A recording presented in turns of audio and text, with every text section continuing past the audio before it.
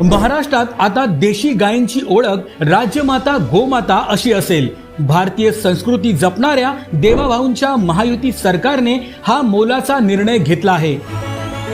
या संबंधीचा शासकीय अध्यादेश नुकताच जारी करण्यात आला आहे।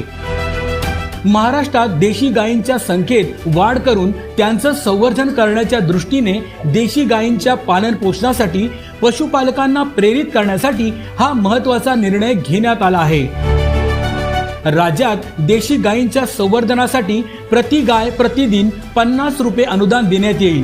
गोशाळांना अत्यल्प उत्पन्न असल्याने त्यांच्या मदतीसाठी हा निर्णय घेण्यात आला आहे। त्या देशी गायीचं संवर्धन झालं पाहिजे म्हणून हा दर्जा देण्यात आलेला आहे। आणि एवढंच नाही तर ज्या ठिकाणी पांजरपोळा